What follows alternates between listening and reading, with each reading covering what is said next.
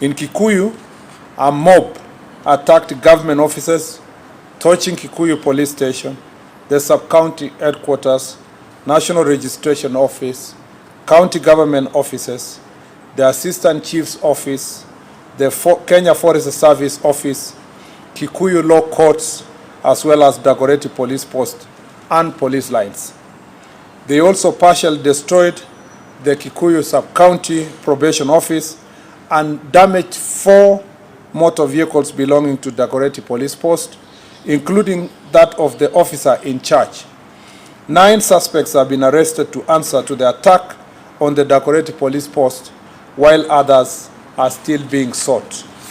Other property destroyed in the Dagoretti Police Post yard included 3 Probox vehicles, 1 double-cabin county government vehicle, a school bus, and 14-seater matatu that was parked in the compound.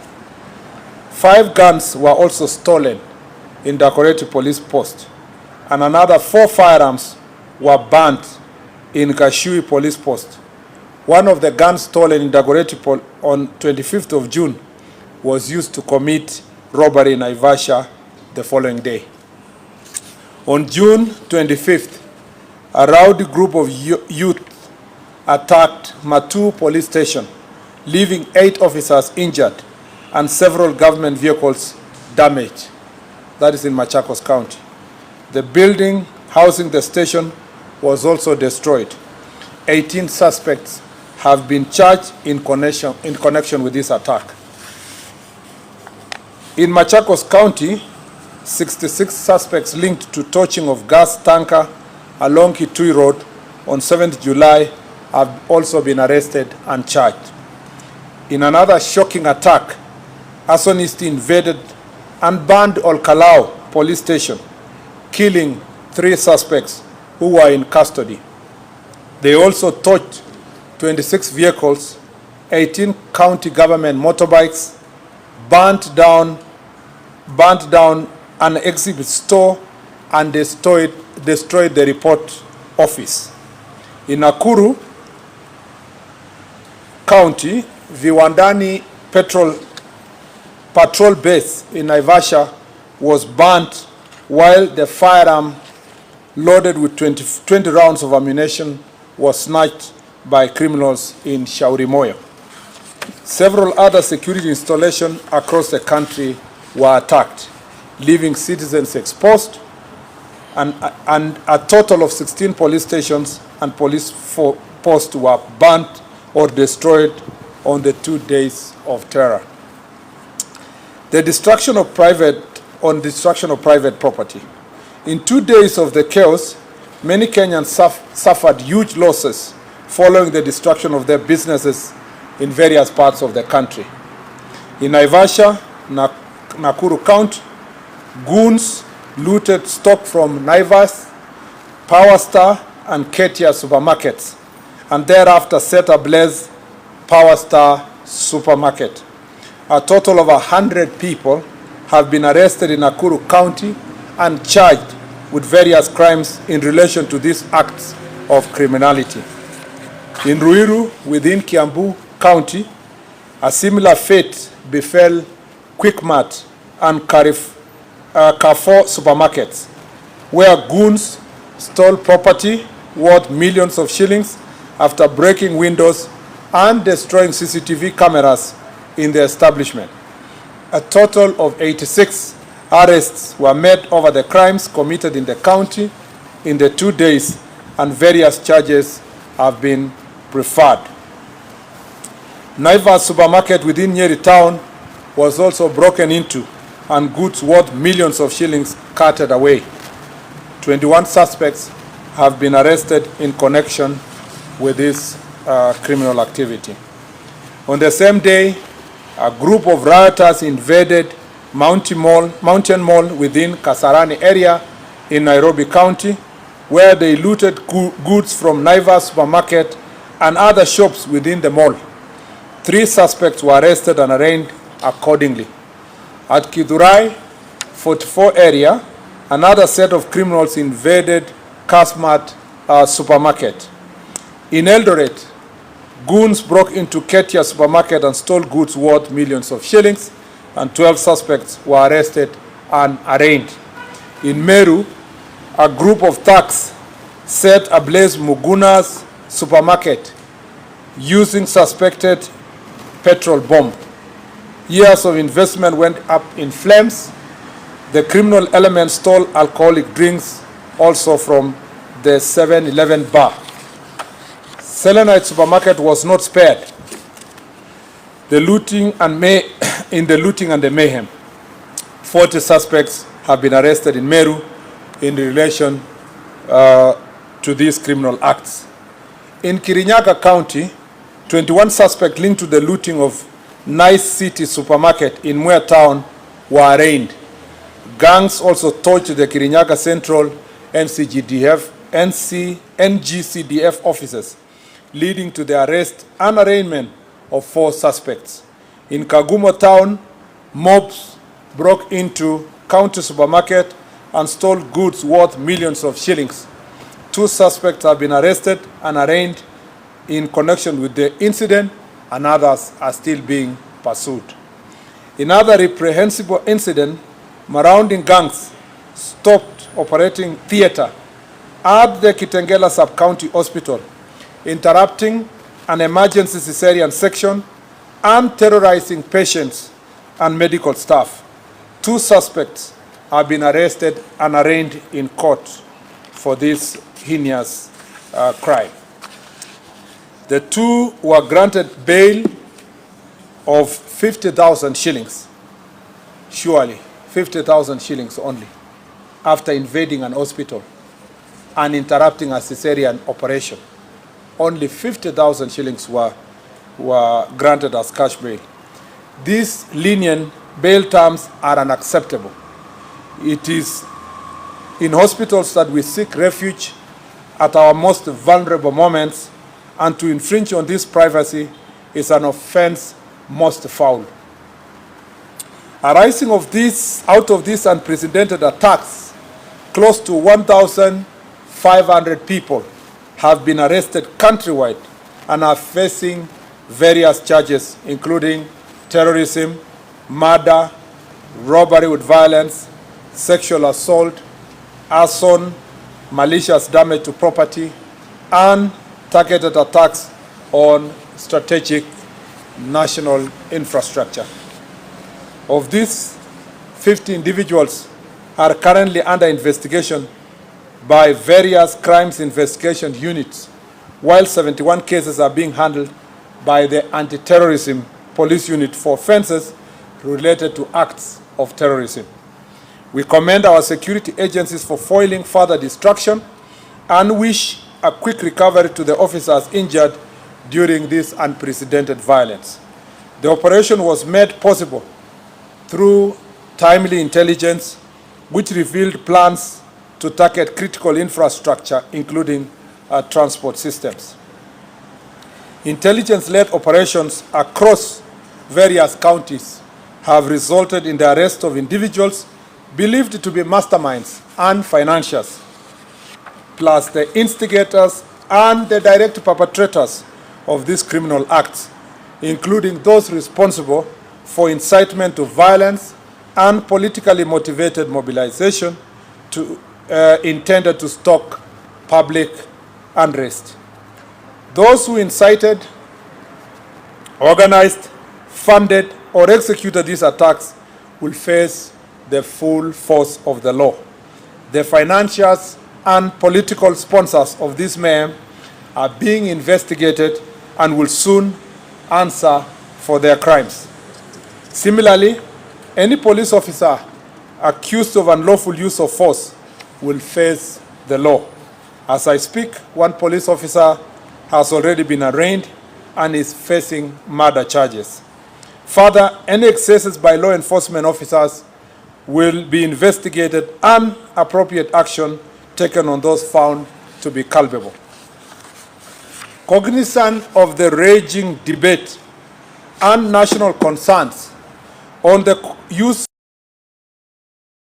by security personnel, I will this Friday, pursuant to Article 245(4) of the Constitution be issuing a policy directive to the Inspector General of Police on the use of force and firearm by law enforcement officers.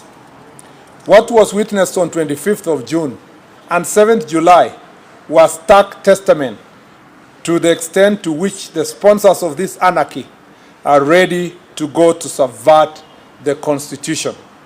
This was not protest. It was pure premeditated criminality, deliberate, dangerous, and deeply disturbing. The right to assemble, demonstrate, picket, march unarmed, and present petitions to authorities is guaranteed by our Constitution, and that cannot ever be taken away. Invasion of hospitals, rape, attack on ambulances, looting of businesses, forceful entry of protected areas, vandalism, erection of illegal roadblocks, and torching of government installations, including police stations and administrative offices, are vile crimes and must be treated as such. We cannot, as government and as a nation, normalize the senseless loss of lives and livelihood and the threat to peace and stability. I once again urge all citizens to reject and denounce violence. I ask all Kenyans to channel their grievances through legitimate and constitutional means and deny criminals the chance to destabilize our great country. To the financiers, organizers, executors, take note. This reign of terror against the people of Kenya and the impunity of criminal gangs must come to an end at whatever cost. Asante sana, and God bless Kenya. Thank you very much. I assume there is no questions. My statement is very clear, and I do not intend to take questions today. Yeah? Asante sana. God bless you. Do you must ask a question? Okay, I'll take only 3 then. And must include one lady. Thank you so much, CS. Even as you talk about policy on the use of firearms, there has been concern about the operation security officers use during riots and demonstrations. For instance, there has been instances where civilian officers and civilians use very heavy firearm, and some of them are wounded, and some of them are also using civilian registration number plates for vehicles, the so-called Subarus. Is this particular policy also going to inform or address these concerns? Because in some instances, and especially from the human rights group, they are labeling this squad as a killer squad. And this also has been voiced and reiterated by the opposition, led by the former Deputy President Rigathi Gachagua, who says there is 101 units.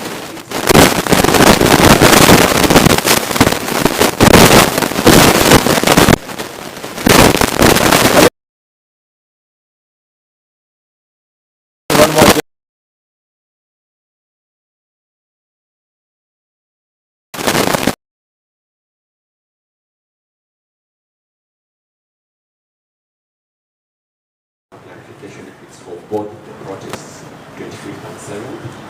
Also on Sabasaba there was minimal entrance of protesters to the CBD, yet ironically it's the day that the numbers were the highest. So the killings were recorded in residential areas that it happened. Are we seeing a trend of protests moving away from town and other counties, and what are we going to counter such in the future? Also, Julia Kariuki was one of the protesters in Nyeri. So she went to police custody. The next day she was arraigned. She went back to the cell. In the morning she was dead. Of course, the police, they released a statement that was clear on that. So we'd love to know if you've done investigations to find out what happened to her and what led to her death. Thank you. Last one, the gentleman at the end.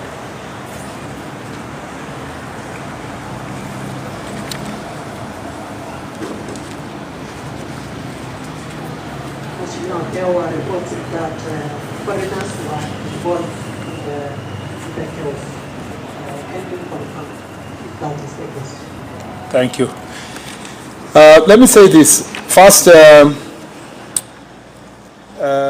on the security officers, Seth Olale's question on security officers, how they were dressed, the vehicles they were using, and whether there is a specific team that is meant to kill people. First, let me say this, that a police officer, whether is wearing a uniform or not, is a police officer. And that police officer is bound by the law.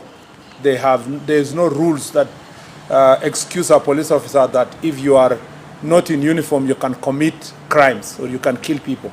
The same law that upholds killing of citizens by a police officer in uniform is the same law that also upholds the same from a police officer who is not in uniform.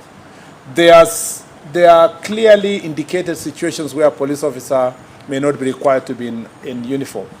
And sometimes when they're doing investigations. And some investigation officers are always embedded in these situations to make sure that they collect the evidence immediately that will help in apprehending criminals. Police officers also, whether they're using a Subaru or walking on foot or using a lorry, are expected also to abide by the law. And that's why we say that any claims that there is a police officer who is killing people, whether he's in civilian or not, must be investigated, and we must ensure that those who have been affected by their actions are brought to justice. So there is no excuse. The dress code of a police officer is not an excuse. In fact, a police officer who sleeps in his house and there is an emergency and he needs to rescue a citizen does not need to wear a uniform. Just wake up and go and rescue, and then do what you need to do as a police officer. Then the rest is, the uniform is just for identification, when you need identification. So the point here I want to make here is that all cases of excesses reported will be investigated equally. Number two is to say that there is no non-police squad that is involved in killing people, at least not in this administration, and not that the cabinet secretary is aware of. It would be unconstitutional and illegal to establish a squad anywhere in Kenya to kill people. All the squads, all the police formations and units in the Republic are intended to protect people, not to kill people. Their responsibility is to protect the citizens of Kenya. On the question of numbers, the 42 are for the 2 days, on the 25th of June and 7th of July. On the 25th, the numbers recorded, and official recorded by National Police Service, is 17. On the 7th, it was 25.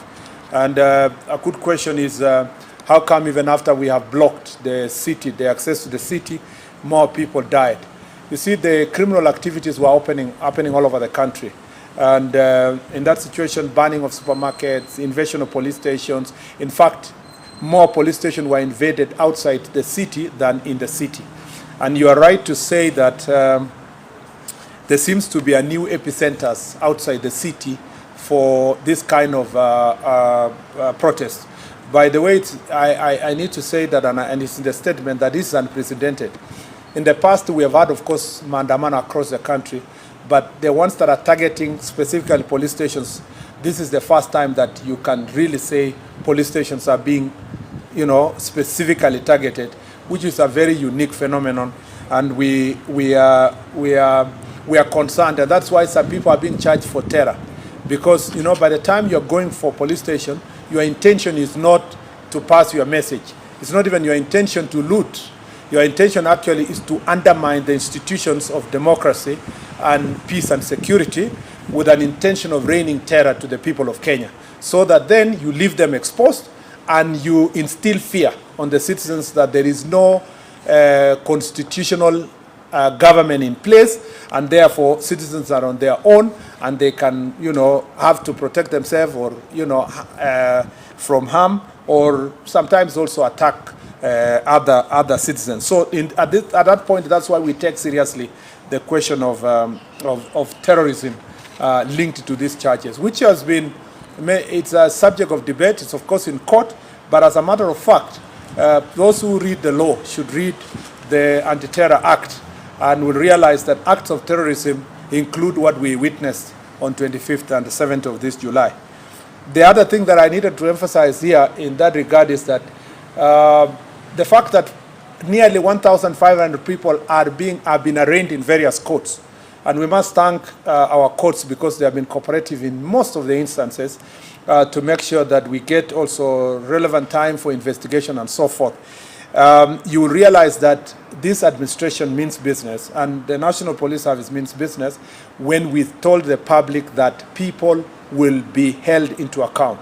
I look forward to successful prosecutions and convictions so that the people of Kenya can begin to separate the wheat from the chaff, and so that we can start knowing, separating those who are exercising Article 37 rights in the Constitution and those who are intended in violence. And then, hopefully, then going forward, after we weed out all these criminal acts and they get severe convictions and punishment, Kenyans will go back, criminals will now leave citizens who want to exercise Article 37 of the Constitution to come to the streets, and the police will be escorting them as they do their protests peacefully.